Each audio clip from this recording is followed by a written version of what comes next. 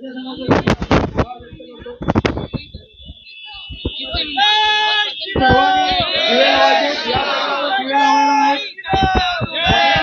उजव्या साईडला देखील दिव्या लावायला चालू आहे. या साईडला पण दिव्या लावा.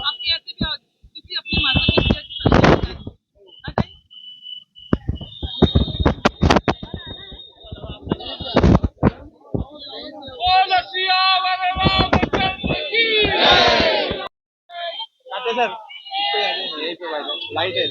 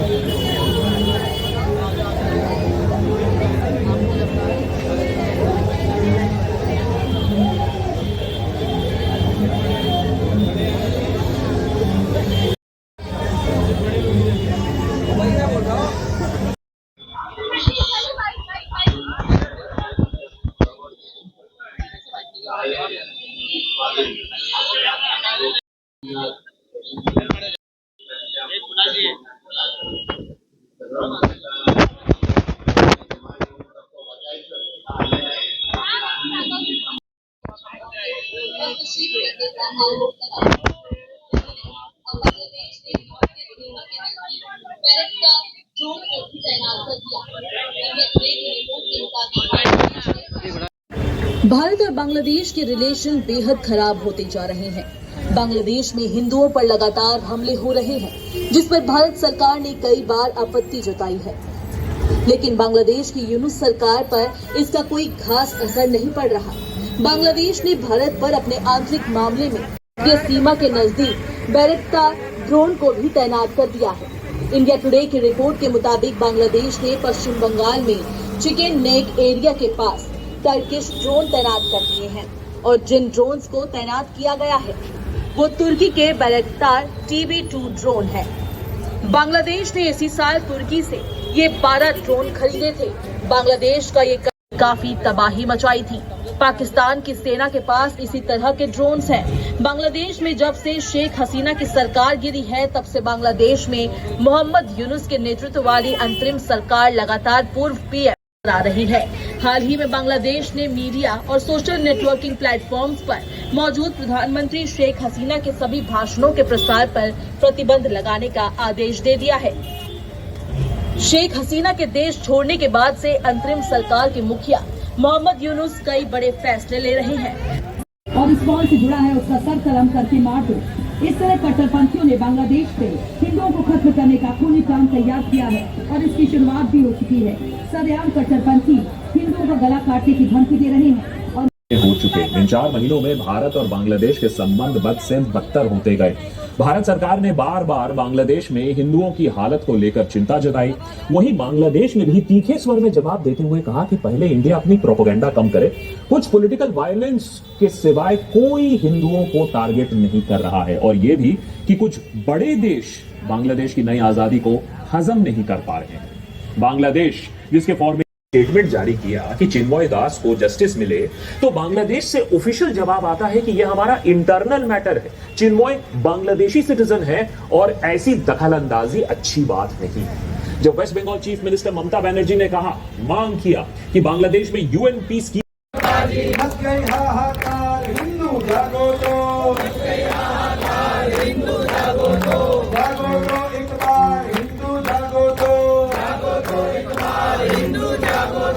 जागे थे भगत सिंह प्यारे, असेंबली में लग गए नारे, भड़क गई सरकार हिंदू जागो तो,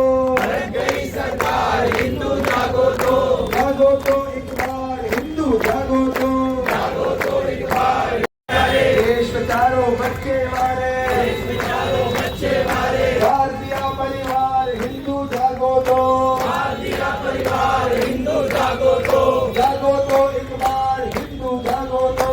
जागो तो एक बार हिंदू जागो तो जागी थी झांसी की रानी जागी थी झांसी की रानी जागी थी झांसी की रानी जागी थी झांसी की रानी अकेली बरहार न मानी जमलेले सर्व तमाम हिंदू बंधू आणि भगिनींनो बोला जय श्रीराम बोला जय श्रीराम बोला जय जय श्रीराम नशीब मानूया की आज आपण भारतात जागे सर्वजण जागे आहेत मित्रांनो फार गरज आहे कारण दंगली न होण्याचं सगळं कर्तव्य आणि पेशन्स हे आपल्या हिंदूंनीच घेऊन ठेवलंय म्हणून तर हे ना संपवणं फार गरजेचं आहे ह्यांची जी इकॉनॉमी चालते ह्यांचे जे हॉटेल चालतात रेस्टॉरंट श्रीराम भारत माता की बोला वंदे वंदे धन्यवाद मर्यादा प्रभु श्री रामचंद्र की हिंदवी स्वराज्य संस्थापक छत्रपती शिवाजी महाराज की धर्मवीर छत्रपती संभाजी महाराज की जय श्रीराम जय श्रीराम पार्वती पते हर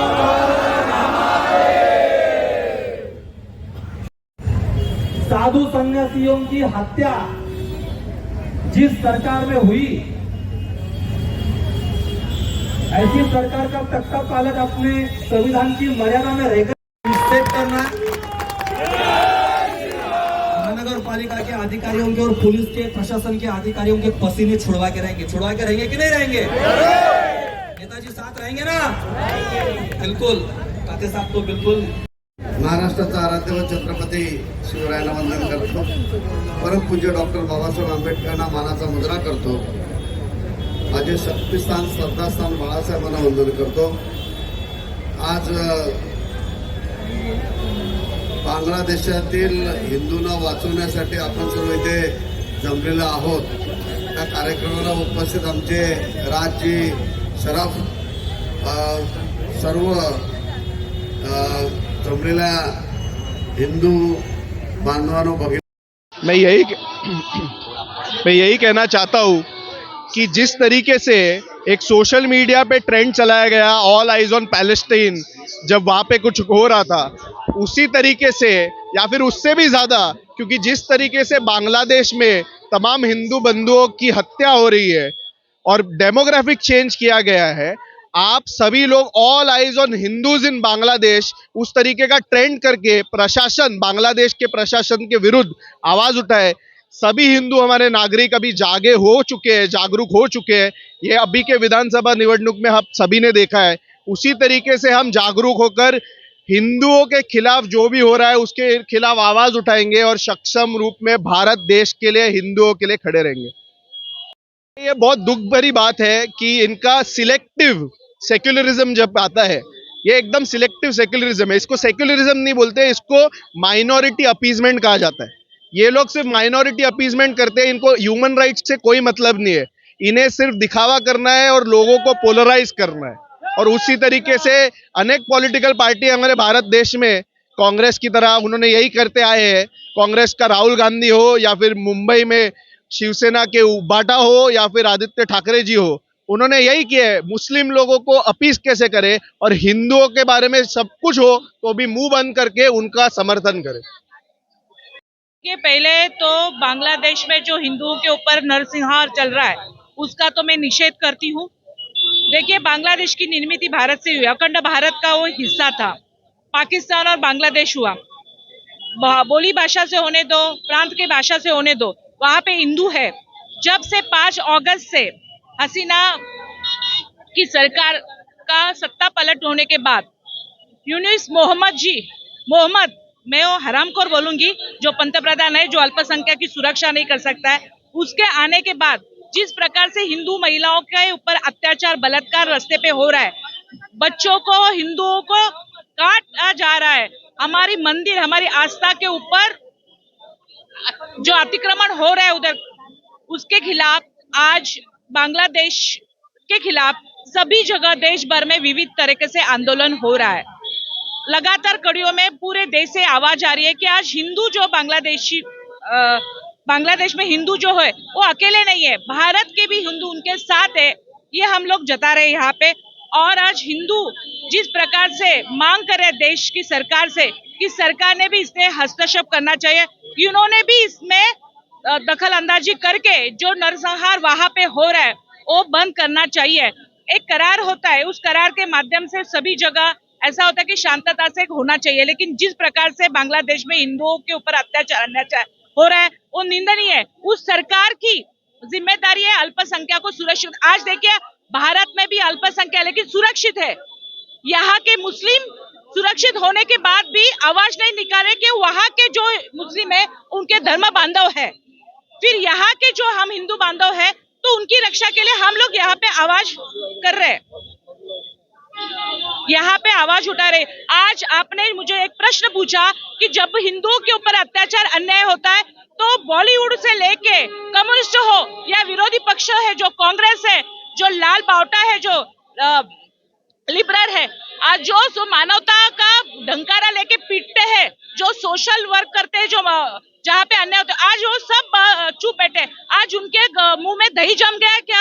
आज क्यों नहीं? क्यों? हिंदू ये धर्मनिरपेक्ष होता है, शांत होता है, ऐसी उनकी धारणा है, लेकिन आज हिंदू शांत नहीं है। हिंदू दिखा रहा है कि जो हमारे विरोध में रहेगा तो उसका हम ख्याल करेंगे नहीं, जो हिंदू का हित देखेगा उसके साथ हिंदू खड़ा रहेगा। आज यही मैं कहना चाहूंगी आपके माध्यम से। कहते हैं हिंदुओं पे अत्याचार नहीं सहेगा हिंदुस्तान, बहुत हो गया।